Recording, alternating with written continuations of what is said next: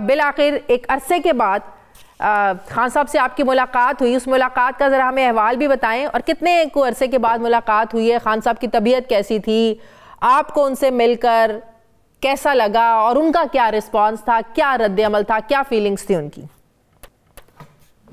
देखिए शादी, जाहिर है इलेक्शंस के बाद पहली बार मुलाकात हुई, एक तवील अरसे बाद मुलाकात हुई और मेरी पहले जेल में 2 मुलाकातें हुई थी, इलेक्शन कमीशन के केस में इकट्ठे थे, लेकिन अब काफ़ी अरसे बाद हुई तो जाहिर है कि एक था कि खान साहब की तबीयत का, और बड़ी खुशी हुई एक तो मुझे देख के कि वो बिल्कुल फिट हैं अल्हम्दुलिल्लाह। उनकी एक्चुअली तो मुझे लगा कि वो एक्सरसाइज वगैरह का, चूँकि अब उन्हें मौका मिल रहा है, पहले तो मौका नहीं मिला 18 के बाद, तो अब उनकी जो फिटनेस लेवल है वो 2018 के लेवल पे है और वो बड़े मेंटली भी बहुत फिट हैं और बिल्कुल ऐसी गुफ्तगू उन्होंने की जैसे वो ज़मान पाक में बैठे हैं या बनी गाला में। तो कोई उनको 1.5 साल की कैद ने उन्हें फिजिकली और मेंटली बिल्कुल मुतासर नहीं किया, तो ये तो बड़ी एक काबिल सेहत भी उनकी जबरदस्त थी, सेहत उनकी बिल्कुल जबरदस्त। तो ये फिर पार्टी के लोग क्यों ये प्रोपेगेंडा करते हैं जब भी मिल के आते हैं, खान साहब की सेहत गिर रही है, उनकी जान को खतरा है,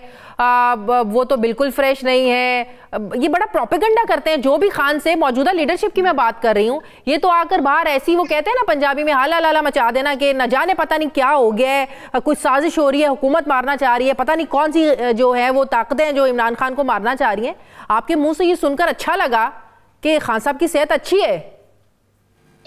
नहीं, बिल्कुल दरमियान में कुछ वाकयात हुए थे, 20 दिन एक दफ़ा और 5 दिन अभी एक दफ़ा खान साहब ने बताया कि उन्हें जो है वो बिल्कुल एक डेथ सेल में बंद कर दिया गया था, जहाँ पे कोई रोशनी, लाइट जो है वो काट दी गई थी, टीवी उनके पास अब नहीं है, अखबारें उनको नहीं मिल रही हैं।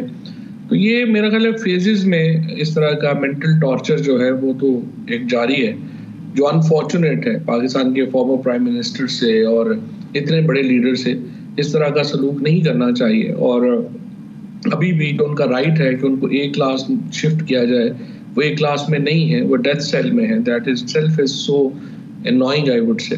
लेकिन ये तो इमरान खान की एक स्ट्रेंथ है, फिजिकल और मेंटल के, वो उसी तरह खड़े हैं, उनके ऊपर टॉर्चर में तो कोई कमी नहीं की गई और जुल्म में तो कोई कमी नहीं की गई, ये तो अनफॉर्चुनेट है। अच्छा, आपने अपने इब्तदाइये में जो बातें की हैं उनमें से कुछ के साथ तो मैं एग्री करता हूँ, लेकिन कुछ के साथ मैं एग्री नहीं करता जी। मसलन आपका ये कहना बिल्कुल दुरुस्त है कि पीटीआई का ये नाकामी है कि अब तक वो अपोजिशन अलायंस नहीं बना सके, और ये एक बुनियादी नाकामी है मैं समझता हूँ। लेकिन जो रिएक्शंस हैं पीटीआई के, शायद आप देखिए कि जो सोसाइटीज होती हैं उन्होंने 800-900 साल जो पिछले गुजरे हैं उसमें जो रियासत का जो बुनियादी कामयाबी क्या है मॉडर्न रियासत की, कि उसने मैकेनिज्म्स क्रिएट किए हैं डिस्प्यूट रेजोल्यूशन के।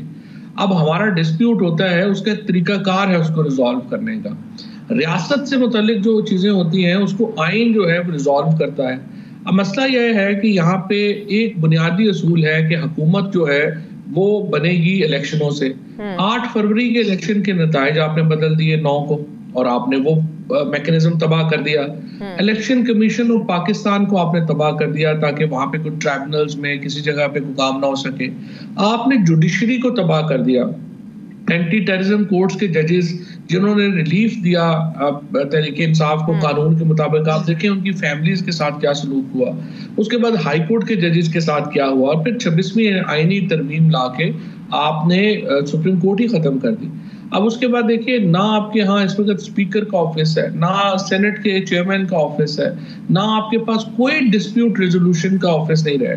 तो आप मुझे बताइए कि तहरीक इंसाफ के पास रास्ता क्या है प्रोटेस्ट के अलावा, और आप क्या करें? बातचीत आपने खुद सुन लिया कि ये जब हो रहा था धरना तो मोहसिन नकवी साहब ने और तमाम जो गवर्नमेंट है, तारिर साहब वगैरह, इन सब ने आके ये कहा कि हम तो मुज़ाकरात बिल्कुल नहीं करेंगे। लेकिन आप देखें ना, 24 नवंबर का जो प्रोटेस्ट हुआ, क्या इस तरह के प्रोटेस्ट भी हल होते हैं जब आप कहेंगे जी सर पर कफन बांध कर निकलेंगे, और फिर आप कहते हैं कि लोगों की, ये आपको घर से आप निकलते हैं तो आप जब सर पर कफन बांध कर निकल रहे हैं तो आपको इस बात का दराक होना चाहिए कि कुछ भी हो सकता है, हर तरह की सिचुएशन के लिए तैयार रहना चाहिए। अब ऐसा तो नहीं था कि पीटीआई समझ रही थी कि जब हम ये नारे लगाकर निकल रहे हैं तो आगे से हुकूमत जब फूलों के हार लेकर खड़ी होगी, जाहिर है रिएक्शन होगा, ये भी एक्सपेक्टेड था। तो फिर बुशरा बीबी की बात में जो आप देखें, जो उनकी बातें सामने आई कि मैं तो वहां से निकलना ही नहीं चाहती थी, जबरदस्ती मुझे तो वहां पे अकेला छोड़ दिया गया। मतलब कि पार्टी में अगर डिवीजन होगी प्रोटेस्ट को लेकर तो प्रोटेस्ट तो नाकाम होंगे। पहली बात तो ये है कि किसी महज़ब मुआशरे में मेरा नहीं ख्याल ये सोचना आसान है, और ये सोचना आसान था किसी के लिए भी। तो आपने देखा कि जब लोग वहां पे गए, वो तो सिक्योरिटी फोर्सेस के साथ हाथ मिला रहे थे, गले मिल रहे थे। जब भी हालात बेहतर होंगे डेफिनेटली। फवाद, मॉडल टाउन वाकये के बाद यहाँ पर कुछ भी एक्सपेक्ट किया जा सकता है। ये बात आपकी सही है, और ये मैं समझता हूँ कि हमारी बहुत बड़ी गलती है, उस पर हमें माफी मांगनी चाहिए मॉडल टाउन के लोगों से कि अगर हम उस वक्त उसको इंसाफ नहीं दिला सके जिसकी वजह से इस तरह के वाकयात जो हैं वो होते हैं। और डेफिनेटली उसका वो वाकया अभी तक, लेकिन आप देखिए ये वो वाकया, मॉडल टाउन का वाकया इतने सालों के बाद भी लोगों की यादों में जिंदा है और लोग इंसाफ चाहते हैं। तो आप ये देखेंगे कि डी चौक का वाकया भी लोगों की यादों से महव नहीं होगा, और ये इसके ऊपर भी वापस। और इसीलिए मैं समझता हूँ कि ये जो कमीशन बनाने का मुतालबा है, कोई भी मोहसिन नकवी साहब के साथ अगर होता और मामला होंगे तो उन्हें मैं यही मशवरा देता कि आप फौरी तौर के ऊपर इसको जो है वो आप कमीशन बना दें ताकि कल को ये वापस हॉन्ट ना करे आपको। फवाद, मुझे ये बताएं कि आपकी पार्टी में वापसी कब तक है? खान साहब ने उस दिन क्या आपको कोई इस तरह का कोई पॉजिटिव जेस्चर, कोई पॉजिटिव इस पर बात हुई? क्योंकि जब आप लोगों ने पार्टी सियासत फिलहाल उस वक्त के हालात के मुताबिक छोड़ने का ऐलान किया था, बड़ी तनकीद हुई थी आप लोगों पर। उसके बाद जो मौजूदा लीडरशिप है, जब भी हम उनसे बात करते थे पुरानी लीडरशिप की आप लोगों के हवाले से, तो उनकी एक ही सोच होती थी कि जब मुश्किल वक्त में हम लोगों ने पार्टी का साथ दिया, खड़े रहे, तो अब ऐसे कैसे हो सकता है कि जो छोड़कर भागने वाले हैं उनकी पार्टी में जगह बने? तो कब तक पार्टी में वापसी मतवक्के है आपकी और किस सौदे के साथ?